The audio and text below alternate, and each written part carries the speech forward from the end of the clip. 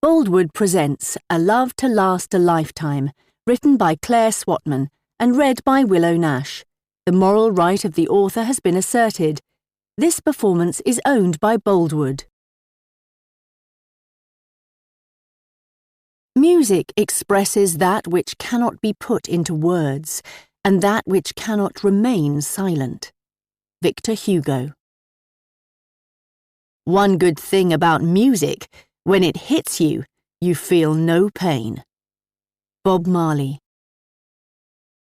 Prologue. Then. The Beatles. Something. A small group of teenagers crowded round a bench, looking for all the world like a Topshop advert.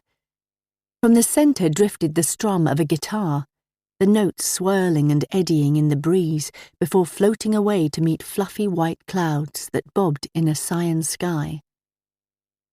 Below them, tiny buildings huddled along a cotton thread of river, thinning until nothing but fields and hills remained as far as the eye could see, all the way to the horizon.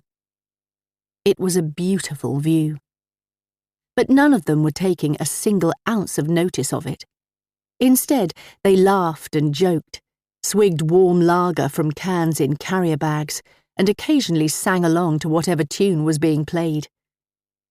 Above all the laughter and singing rose one clear voice, and that was the one that 18-year-old Erin was mesmerized by as she hovered a few feet away from her group of friends.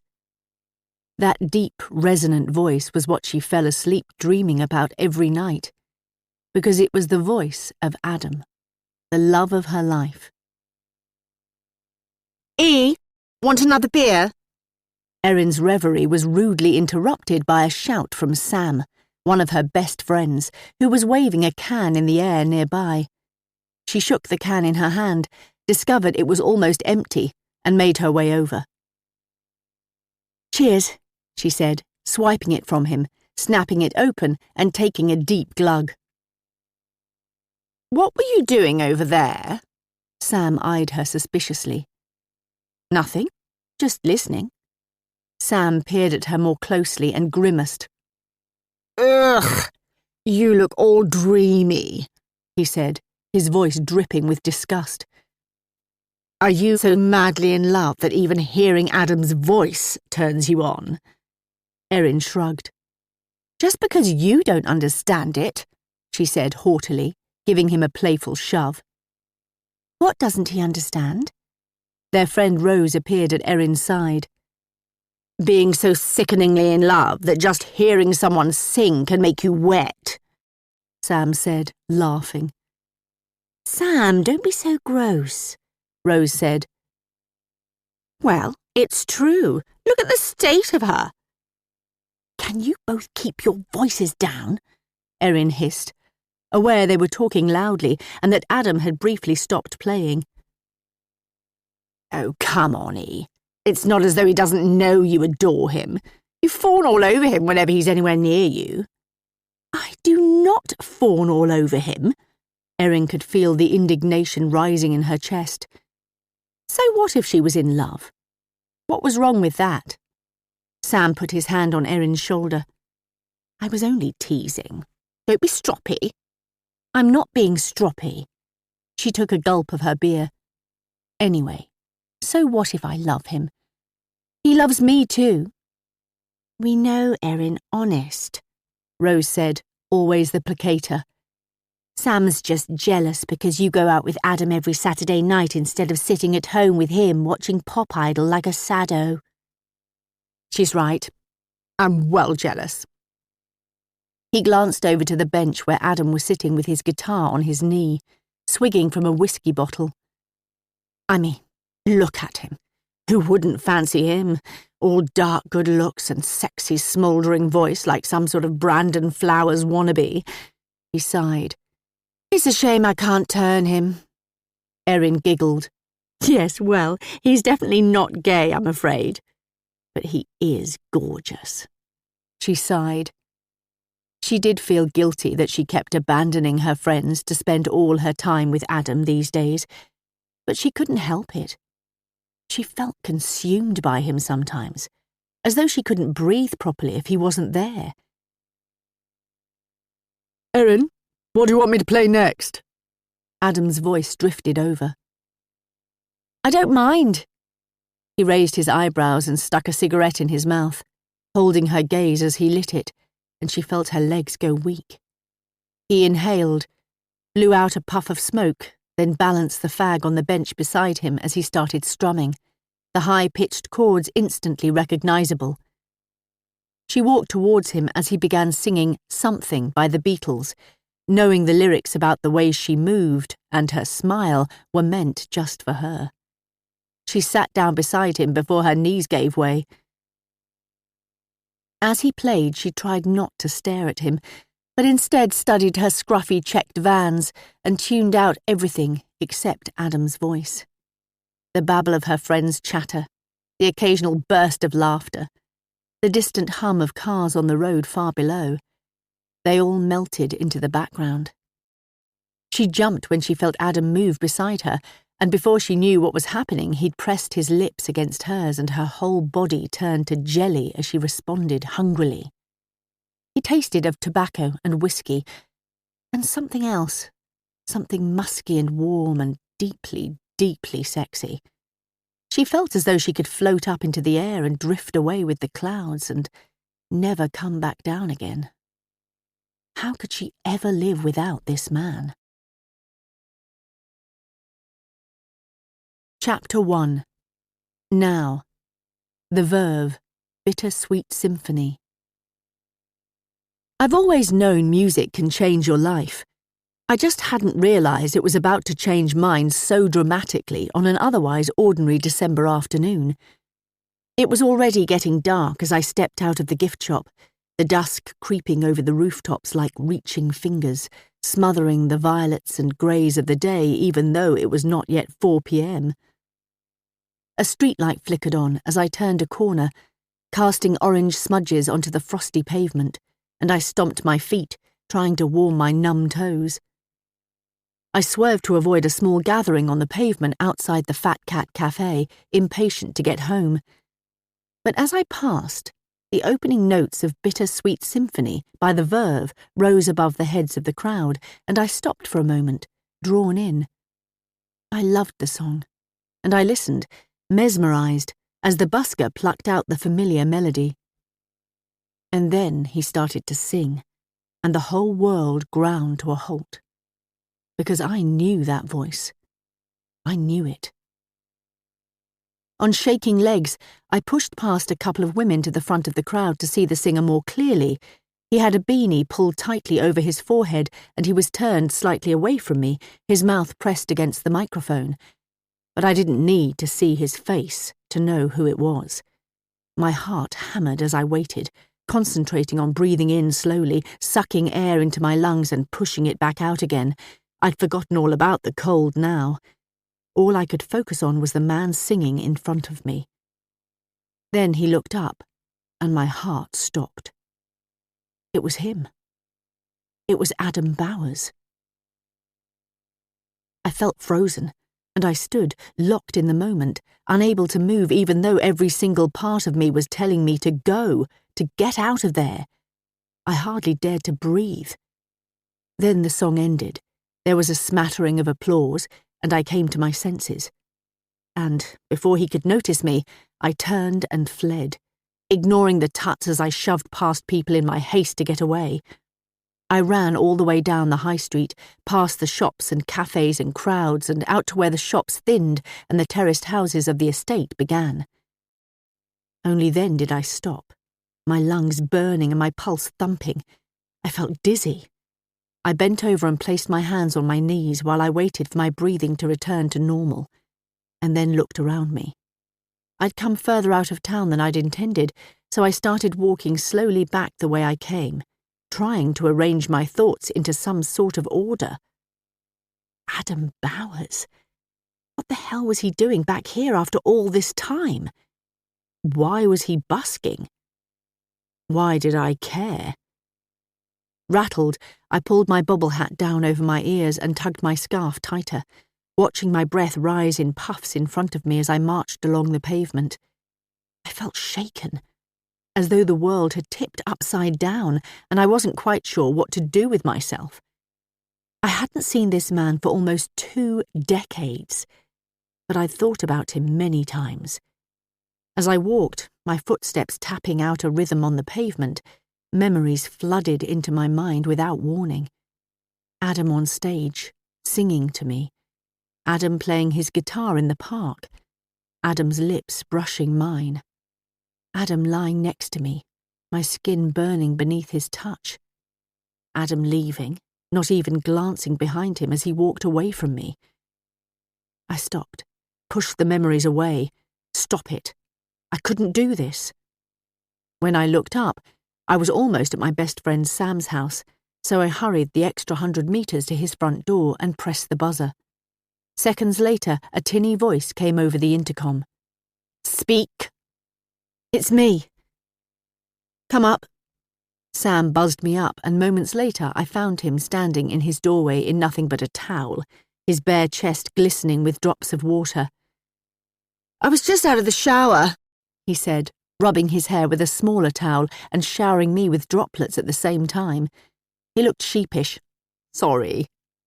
I hugged him gingerly, then stepped inside as he closed the door. "Everything all right, E?" he said, looking me up and down appraisingly in the way only a gay man can get away with. "Well, apart from that ridiculous hat." He grinned, but I didn't return his smile. "I saw Adam," I said instead, breathless. I was still shaking. "Adam who?" He stopped then and gasped. "Adam, Adam? As in the love of your life, Adam?" "The very one."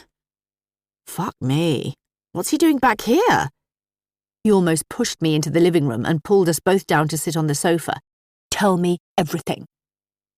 I stopped, unsure where to start. Sam and I had been friends since we were 11 years old. He'd been through everything with me. He'd seen me at my worst, including when Adam left, and yet I still didn't know what to tell him. I couldn't work out how to form the words. "Start with where and when," he coaxed gently, taking hold of my fingers. His were icy, and I realised he was still in nothing more than a towel in the chilly flat. "Go and put some clothes on first, and then I'll tell you everything," I promised. He stood reluctantly and headed towards his bedroom. "Okay, but I'm ringing Rose." And before I could object, he closed the door in my face. Rose was my other best friend, and the only other person in the whole world who knew me better than I knew myself. Rose and Sam and I had been friends since secondary school, so they'd both seen me through everything. Boyfriends, parties, exams, heartbreak, the works.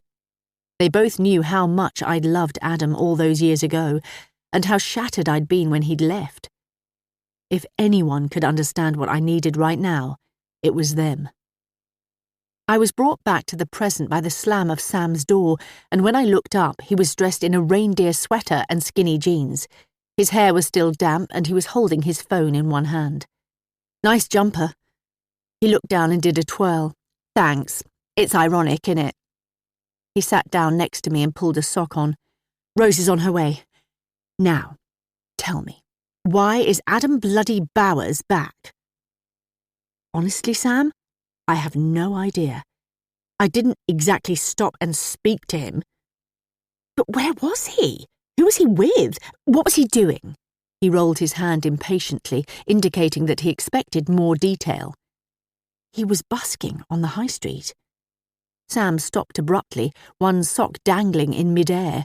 Busking? The international rock star breaking hearts all around the world was busking in the high street of the town he always claimed to hate, in the middle of the day? I shrugged. What can I tell you? Although I think international rock star might be pushing it. I gave a grimace. He squinted at me. Are you absolutely sure it was him? Of course I'm sure. Okay, I'm only asking. He held his hands up in surrender. So what happened? Nothing happened. I ran away. Oh, E. Sam looked at me with pity. "And did he see you?" "I don't think so." The doorbell rang then, and Sam leapt up to let Rose in. "Come in, sit down. Erin was just telling us about seeing Adam today." Rose perched on the sofa beside me, tucking her legs beneath her. "I can't believe this, Erin. What on earth did you do?" "I didn't do anything," I replied. "I didn't even speak to him." "For God's sake, this is so frustrating," Sam said, throwing himself down on the chair next to me. "But it's a good thing, surely, given that she's happily married." Rose tugged her hat off, leaving her curls wild around her head. "Exactly. Thank you, Rose." I glared at Sam menacingly. "My husband is something you seem to have conveniently forgotten about during this whole interrogation." "Moi?" Sam said, feigning indignation. "Yes, you know what you're like, Sam. Anything for a bit of juicy gossip." Rose turned to me. "But what on earth is Adam doing here?" "I honestly don't know." "I legged it," I admitted sheepishly. Rose studied me questioningly. But what?" "Come on, we know you, remember? There's no way you saw Adam Bowers and felt nothing at all." She nodded at me. "Look how flustered you are. You don't get that flustered when you see Mr. Higgins walking his dog along the road, do you?" I grinned at the thought of our old geography teacher, Mr. Higgins, setting anyone's pulse racing. "I couldn't let him see me," I said. "I couldn't breathe." Rose crossed her legs and leant her chin on her fist. "I wonder where he's been all this time." "We know where he's been, Rosie," Sam cut in, "travelling round the world playing his guitar and spreading his seed far and wide. The question is, why is he back?" We fell silent for a few minutes. Then Sam spoke. "When did you last Google him?" I looked up indignantly. "I don't Google him." "Yeah, you do. So come on, how long's it been?" I sighed. "Not for at least a year." Sam looked impressed. "Wow, that's very restrained." He stood, walked across the room and returned with his iPad. "Let's look him up." "No!" I cried. Sam's fingers hovered in midair. "What do you mean, no?" "Honestly, Sam, please don't do it." Sam put the iPad down slowly and twisted round to face me. "This has really rattled you, hasn't it?" I nodded. "And I take it you haven't mentioned this to Greg?" I looked up. "Of course not. I came straight here." Beside me, Rose nodded. "Wise decision." "Poor Greg, though," Sam said. "Why poor Greg?" "Well, you know." He shrugged. "He always hated Adam for being the man you loved more than him, didn't he?" "Sam?" Rose said. "What? It's true." He held his hands up in protest. "I'm not saying you don't love Greg, E. I'm just saying this is Adam, the love of your life, Adam, who you had a mad, passionate affair with. Greg was your rebound guy who stuck around, and he knows it." "Sam, that was years ago," Rose started, but I interrupted her. "It's okay, Rose." I ran my fingers through my hair. "He's right, isn't he? I mean, if Adam is back for good, it's going to be weird for both of us. It's not as though I can pretend to Greg that Adam never meant anything to me. He was there." I had a sudden urge to be by myself. I pulled myself to standing. "I'm going to the loo." As I locked the toilet door behind me, I let out a huge sigh. Seeing Adam for the first time in 18 years had sent my mind into turmoil. Flashbacks spiralling in uninvited until I couldn't work out what was up and what was down. I sat on the closed loo seat and dropped my head into my hands, letting the memories come. I'd been relatively innocent before Adam had walked into my life. Of course, I'd kissed a few boys, had a few boyfriends. A fumbling snog with Danny Hardman at a Year 9 party had been my first. He'd tasted of cigarettes and pot noodle, and he'd put his hand in my bra as we'd kissed out the back of the social club by the bins. I'd even gone out with a couple of boys in my year after that first kiss. Trips to the cinema to see Bend It Like Beckham or About a Boy, an awkward dinner with Matty Sampson at a local Italian where we'd had nothing to talk about, so had ended up getting outrageously drunk on Lambrusco to try and make up for it. But I'd known Adam had been different the moment I set eyes on him. He didn't have the same identikit undercut haircut with a floppy fringe that all the boys at my school had. His had been longer, less styled, freer. He'd gone to a different school. No nylon blazers for him, no Friday night fish and chip suppers from the local chippy. His life was mysterious, exciting, dangerous. And while the other boys had made me feel warm as we snogged, with Adam I felt as though my insides were poker hot, as though the desire could burn me from the inside out from our very first kiss. When we'd split up, I'd struggled. How could my life possibly go on without him in it? I'd thought about him constantly for weeks, tortured myself imagining what he was up to, wondering whether he was thinking about me. I'd even pictured him walking back through the doors of the pub and declaring his undying love for me in front of everyone. And as I'd just admitted to Sam, I had looked him up online a few times too. But it was always from a step removed. The photos of him and his band on stage in various venues around the world lacking any relevance to my life back home. Over the years, the memories of him had gradually faded, parcelled away on a high shelf away from harm, so I could no longer picture his face clearly. And I knew it was for the best. After all, I had Greg, and Greg and I were happy. Greg loved me. I loved him. Nothing could come between us, not after all this time. Until now. The trouble was, Greg and I were now in trouble. For the first time in our 13-year marriage, he was no longer the safe sanctuary I'd always assumed he would be, and it had pushed our marriage to the limit. 5 months ago, I'd discovered that Greg had gambled away almost everything we owned, including our house. The constant rows following the revelation meant that the bitterness had chipped away at the foundations of our marriage with every snide comment, every misplaced word. We'd been working hard to repair it, but things were still fragile, the stability we'd always had seriously compromised. And I knew that telling Greg about Adam being back in town would only set us back again. I stood, washed my hands and headed back to the living room to find Rose and Sam. As I walked in, the pair of them abruptly stopped talking. "So, what are you going to do?" Sam said as I sat back down. "She's not going to do anything, Samuel." Rose cut in sharply before I could answer. She fixed me with a look. "You're going to steer well clear of Adam, aren't you, Erin?" I nodded slowly. "Absolutely," I agreed.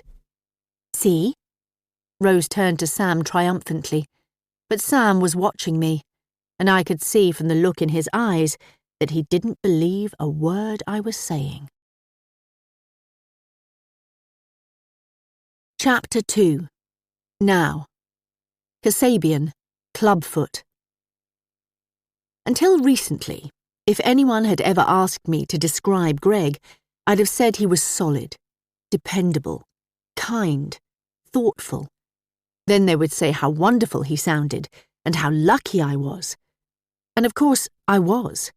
Who didn't want to feel loved and safe? For years, 18 years to be exact, it had been more than enough for me. Greg's love had kept me grounded, focused, happy.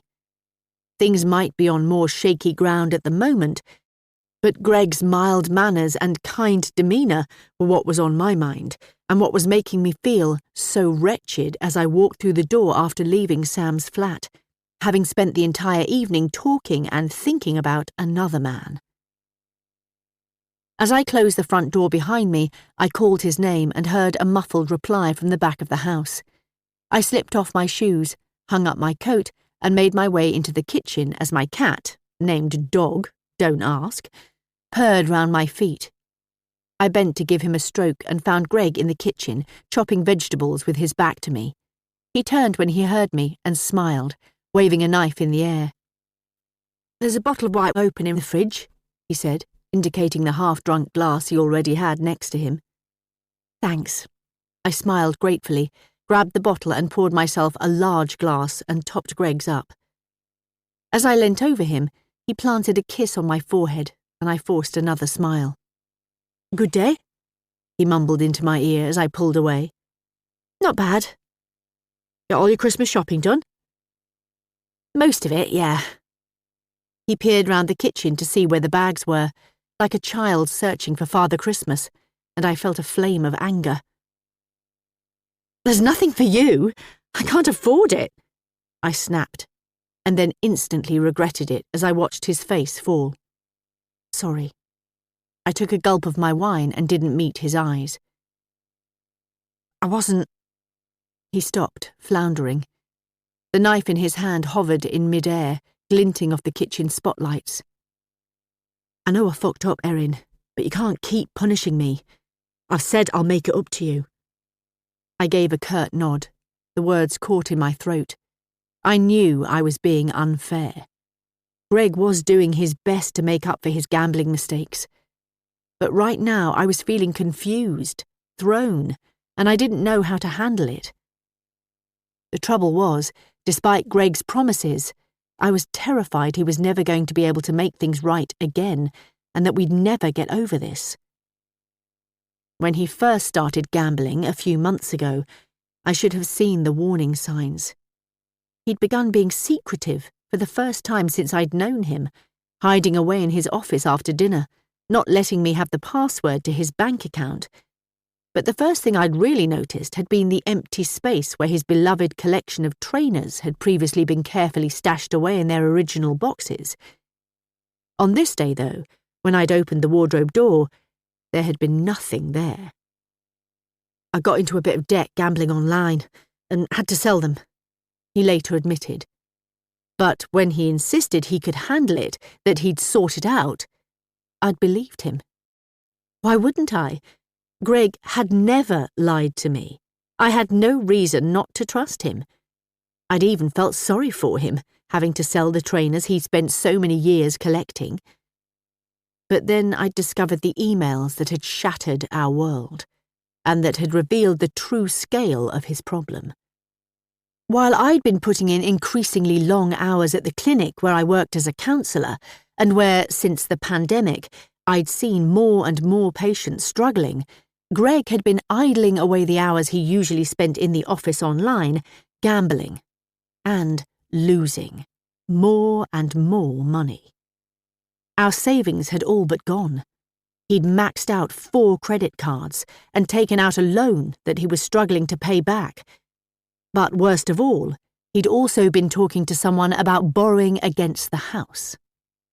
The house that we'd bought together, that we'd both poured all our time, money, and energy into over the years to make it somewhere we loved. Our sanctuary. And he had been prepared to risk it all. Things had been tough since then. Something between us had broken that day. Some thread of trust that had previously always existed. My husband became someone I didn't recognize, and I felt untethered. And while Greg had been getting help for his addiction with another counsellor that I'd recommended but didn't know personally, and between us we'd been trying to pay back some of the debt, bit by bit, it meant that, for the first time since we'd met, I'd been the one to look after him. And it had made me feel less secure than I had for years. Although I'd forgiven him, in theory, I still felt open and vulnerable. And now Adam had appeared out of the blue. No wonder I was feeling rattled. I took a deep breath and pasted a smile on my face, then stepped forward and took the knife from his hand, laid it carefully on the side, and wrapped my arms around him, relief flooding through me as I felt his body relax. We stood there for a few minutes, letting the sounds of the house settle around us, until I pulled away and stared up at him, His eyes held a sadness I'd never seen before, and I knew he was still terrified I was going to leave him, despite my reassurances that we'd be fine. Which was why there was no way I could tell him about seeing Adam today. He'd understood the depths of my love for Adam, and had always assumed that if Adam had come back during those first few months, even years of us being together, I would have left him at the drop of a hat. But for the last decade, he'd been more sure of us, more secure, happy to relax and let us be Greg and Erin, a solid, strong couple. "Sorry," I said at last, my voice soft. I felt a heaviness in my belly. "Of course, I've got you something. I didn't mean it." He smiled sadly. "You did, but I don't blame you." He cupped his hands round my face a little too firmly. I don't know what else to say to make you forgive me. I have forgiven you." He shook his head miserably. "No, you haven't. And I totally understand why. But I'll make sure you do one day. I promise." He planted a soft kiss on the end of my nose, then turned back to the worktop to resume chopping. "Starting with this," he said. I peered round him at the food he was preparing. "What is it?" He tapped the side of his nose and closed the recipe book so I couldn't peek. "You'll see." I knew he was trying his best, and I loved the fact that he was cooking something special for me, but I couldn't help feeling a stab of sadness at the distance that had opened up between us. I hoped we could bridge it before it was too late. Later, as we were finishing off the enormous selection of curries that Greg had spent the afternoon preparing, and a Christmas soundtrack played softly in the background, I finally began to relax. The events of the afternoon seemed a million miles away, and we cleared the plates away in companionable silence, Greg humming along to Fairy Tale of New York, absent-mindedly, as we stacked the dishwasher. "Another glass?" he said, holding up the bottle of red we'd started over dinner. "Why not?" I held my glass out, and he filled it almost to the brim and grinned. "Trying to get me drunk?" "Definitely." We made our way into the living room and settled on the sofa in our usual positions, me curled into the end, Greg spread along the length of it, his feet tucked beneath my thighs, Dog nestled in his lap. "Alexa, play Clubfoot by Kasabian," he said loudly and clearly to the device in the corner. "One of our songs," I said softly. "You remember?" "The playlist you made for me? Of course I do." I tipped my head back, closed my eyes and let my mind wander as the repetitive oosh of the song washed over me, bringing with it a sense of contentment I hadn't expected to feel. I forced Adam out of my mind and turned my thoughts to Greg and how we'd got here. I'd been in a bad place when Greg and I had finally got together. We'd known each other for a year, having met during Freshers' Week and lived in the same block of flats, but at first we were just friends. That was my choice. I was still officially with Adam, who was travelling round the country with his band, playing in pubs and bars and trying to make a name for himself. He came to stay whenever he was nearby, and I was still desperately in love with him. "You can do better than him," Greg told me one day after Adam had been to visit during those first few weeks. "You don't know him," I'd snapped, then felt bad. I knew by then, everyone did, that Greg had been in love with me from the moment we'd met. I'd never led him on, never promised him we could ever be anything more than friends, but I understood from experience how that didn't always stop the feelings from existing. He was just looking out for me. Greg was important to me. As a friend, sure, but from the very beginning there was something about him that made me realise he was going to be in my life to stay. During our first week, a group of us had gone drinking together at what turned out to be a bit of a rough pub when a group of locals had got rowdy, goading the new students, seemingly desperate to start a fight. I'd hated it, hated any kind of threat or violence, and some of the others were getting riled. But Greg had handled it calmly, stepping in and asking them if they fancied a game of pool and getting in a round of drinks, instantly diffusing the situation. He'd been a hero in my eyes after that, and we spent most days together. He'd come to my room and we'd listen to music, go to the library and study, or just hang out at the student union, drinking, smoking and laughing. He was unlike any of the other friends I had, and the complete opposite to Adam. But he was funny and kind and self-deprecating, and I liked being with him. Perhaps it was because he made me feel so safe during the times Adam was away.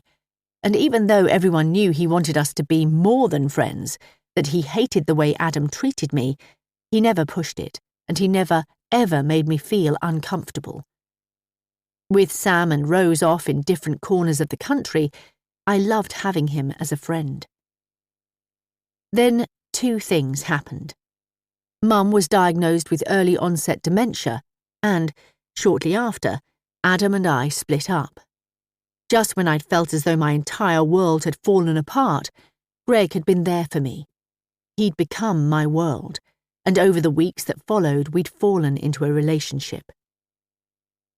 Whether it should have developed into what it eventually became, I couldn't say. But the truth was, I did love Greg, and I'd never want to hurt him. The roots of our marriage ran deep, and I loved him with all of my heart. It perhaps wasn't the kind of all-consuming passion he'd always hoped for, but it had always been uncomplicated, absolute, comfortable. I pushed the memories away now, fearing my thoughts might slide back to Adam again and how different it had always felt between us. Things were delicate enough between Greg and I.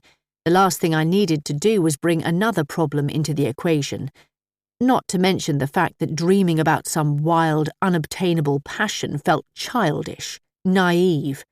Life doesn't work that way, Erin.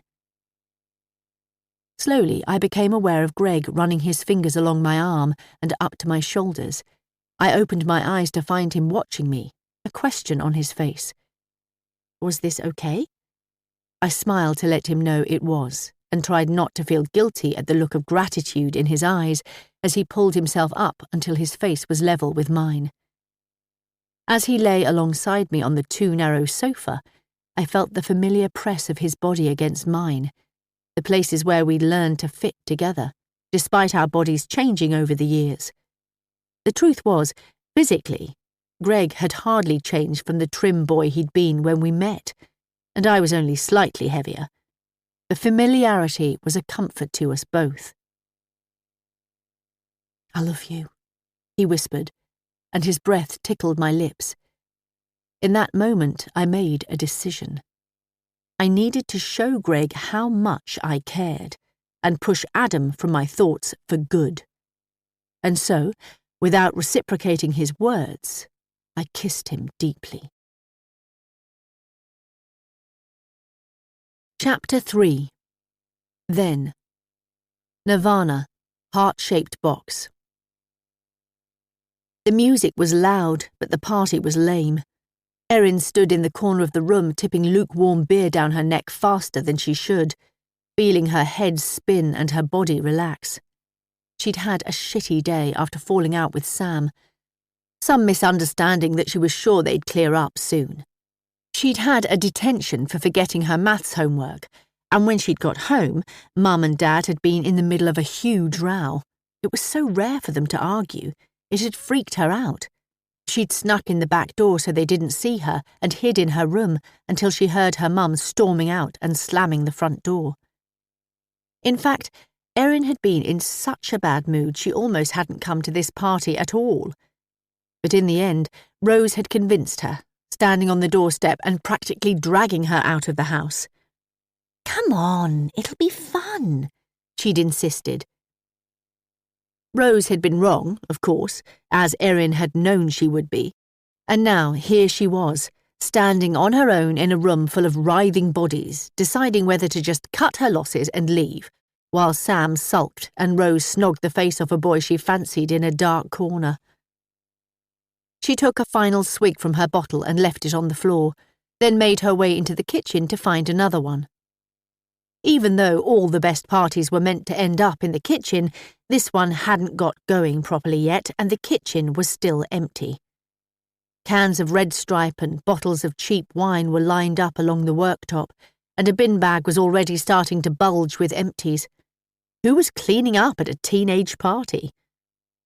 Erin grabbed another bottle of beer and was about to step into the back garden when a voice behind her stopped her in her tracks. I don't think we've met. She turned to find a boy leaning against the doorframe, his long dark hair curled out from beneath a battered fedora, and he was dressed in a leather jacket and ripped jeans, but it was his piercing blue eyes that made her stomach flip over. No, we haven't. I'm Adam, he said. When he smiled, his whole face lit up. Erin. Nice to meet you, Erin. You too, she mumbled. Are you going outside? Yeah. Mind if I join you? Could do with a smoke. No, sure. Erin pushed the door open and was relieved when the cool air hit her damp skin. She breathed in deeply and waited while Adam followed her. There were some folding chairs round a small wooden table, so they pulled one out each and sat down. Adam put his feet up on the table, ankles crossed, and rummaged around in his pocket. She'd felt grown up when she'd left the house in her satin camisole and white capri jeans, but now she just felt very young and very shy as she tried not to stare at this mystery man who decided to come and sit with her. A lighter flared, and Adam inhaled deeply, blowing smoke out into the air and tipping his head back. It definitely didn't smell like tobacco. That's better. He held his hand out. Want some? Erin hesitated. She'd only ever smoked weed once before, and it had made her sick. But there was something different, something intoxicating about this boy that made her desperate to impress him, so she took it from him and inhaled gently. She couldn't help thinking about how her lips were touching the same place his had just been, and she was glad it was dark so he couldn't see her face flame. She took a couple more tokes, then handed the joint back, watching the smoke curl from her mouth into the darkness, her throat scratchy with tobacco. So, how come you're at this party all on your own too? I'm not on my own. Oh? With your boyfriend? No, nothing like that. She felt her words tumbling over each other, getting tied up, and she hated herself for it. I'm with friends, but they're off somewhere. Gotcha. He inhaled deeply again, then ground the spliff out on the floor beneath him. Then he leaned back and studied her. I don't know anyone.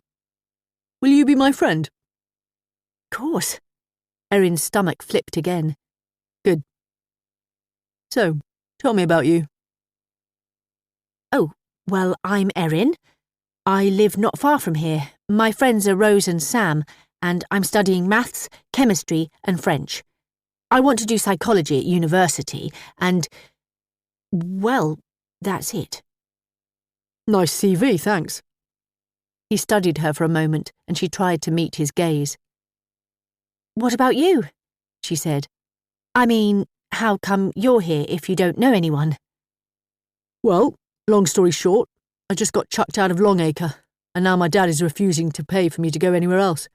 So I'm having to do my last year of A-levels at Grangemouth. He shrugged. I'd be happy to just quit and play with my band, but my dad says he'll disown me if I do that. So here I am. Integrating. He made speech marks in the air as he said the final word. Chucked out? How come? Longacre was the expensive private school nearby, and Erin couldn't help wondering what you'd have to do to get thrown out of a school with such high fees. I got caught selling weed. He shrugged. Everyone does it.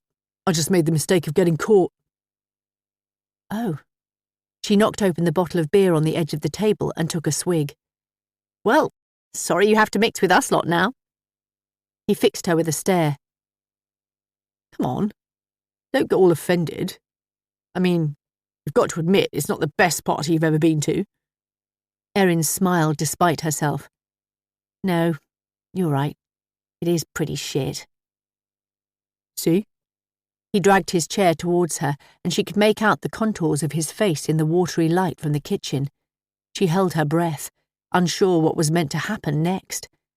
He seemed wild to her, unpredictable, and she couldn't take her eyes off him.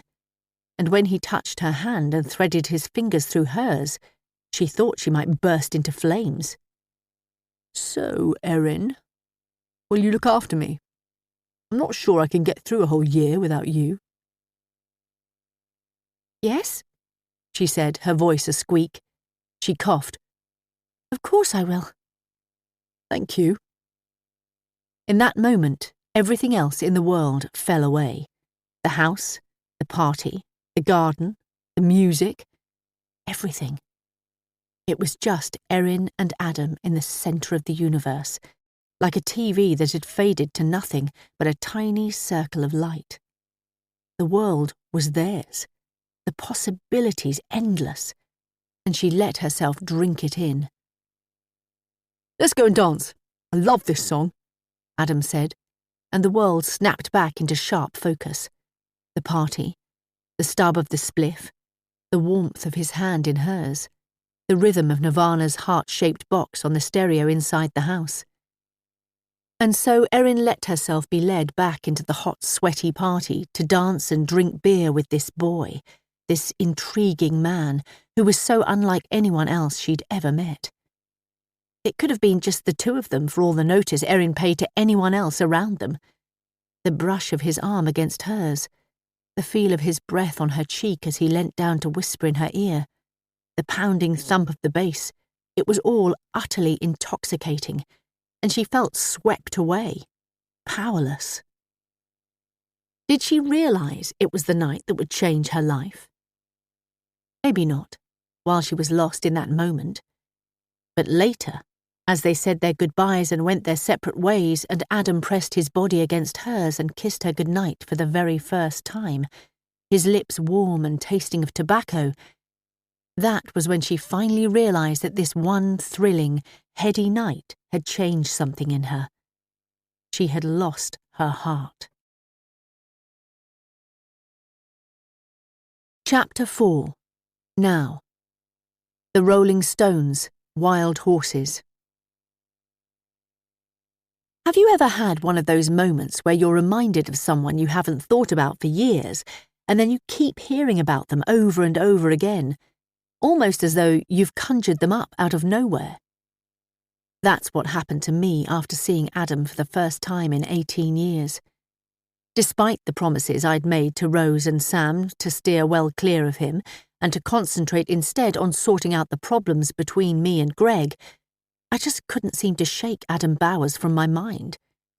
It was almost as though seeing him had dislodged a memory and sent all the other ones tumbling down behind it, like a line of dominoes. And my unfaithful heart didn't know how to stop them. I'd been down to see whether he was busking again 3 times in the last 2 days. He'd been there once so far, and I'd stayed well back so there was no chance of him spotting me, just studying him, but I hadn't yet plucked up the courage to speak to him.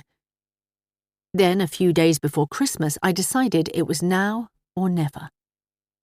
I headed into town with the excuse that I still needed some bits and pieces for Christmas Day: mince pies, a few cheeses, crackers, both kinds, more wine and a bottle of Bailey's, my dad's favourite. Shopping completed, I dumped everything in the car. Then, before I could change my mind, I made my way back into town. Despite it only being mid-afternoon, the darkness was already folding itself over the high street, the sun having dipped behind the shops and offices long ago. It was chilly, and I pulled my hat on and wrapped my scarf round my neck. It would serve a double purpose of keeping me warm while also making me less recognisable, on the off chance that Adam was there. I headed up the high street towards the cafe where he'd been each time. Lights twinkled in shop windows, the decorations strung between lampposts looked pretty in the fading daylight, and my heart thumped loudly as I rounded the final corner before the deli. As I got closer, I heard music, and my stomach rolled over. Was it him?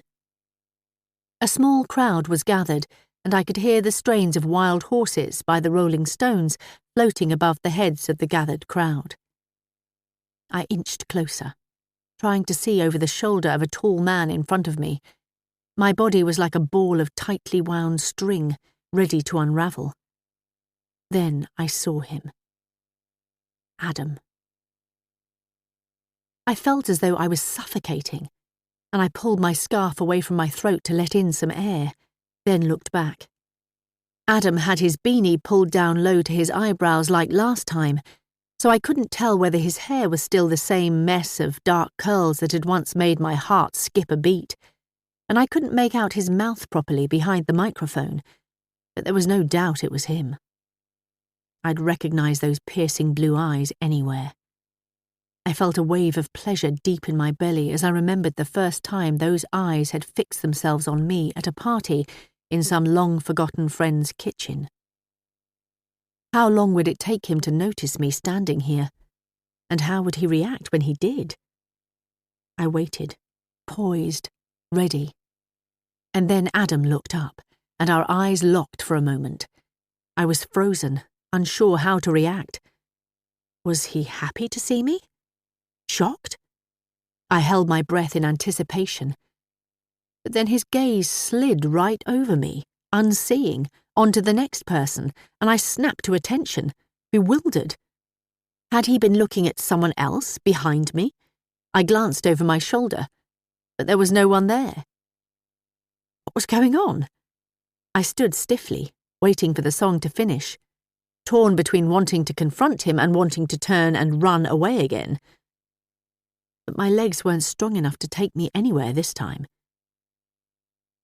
My pulse thumped through my body and my limbs felt weak, so I just hovered, staring blankly over Adam's shoulder at the coffee shop sign behind him, and waited. Suddenly, the song changed, and as he began playing Heart-Shaped Box by Nirvana, relief flooded through me. This was our song. He had seen me, and this was his way of letting me know. As I listened, I let my mind wander, the song conjuring memories, some that I'd spent years trying to keep hidden, but which were now flitting in and out of my mind like images on a broken movie reel. Adam playing on stage, his eyes never leaving mine. Adam introducing himself at a party, sharing a spliff. Sam telling me Adam was no good for me, a flare of anger. Adam appearing at my door after weeks apart, smiling at me like I was the best thing he'd ever seen. Adam's naked body hovering above me in my single bed. The song ended and the film reel stopped abruptly, bringing me back to the present with a jolt. I could hear the crowd clapping as my heart slowed down, and then Adam was on his feet, getting ready to pack up his guitar and microphone. He still hadn't looked back at me. Adam! I blurted the name out before I'd had time to think about it. He whipped his head up, and, for the first time, his eyes met mine properly. Hi, I said, suddenly shy. Hello. He glanced at his guitar case and then back at me. My legs were trembling so much I was worried I might collapse. I waited for him to say something else. But nothing. I stepped forward and closed the gap between us. What are you doing back? A small crease appeared briefly between his eyebrows, and he tilted his head to one side. Back? Yes, Adam. Back. Here. In this town. My voice was calm, measured, despite my anger. He stopped and let out a huge sigh. I'm really sorry, but do we know each other? What? I stared at him hard. What was he playing at? Are you kidding? He must be. Surely. But he shook his head. No, He looked down at his feet, then seemed as though he was about to say something else, but changed his mind. Never mind. I couldn't speak. I didn't know what to say. How could he possibly have forgotten who I was when what we had between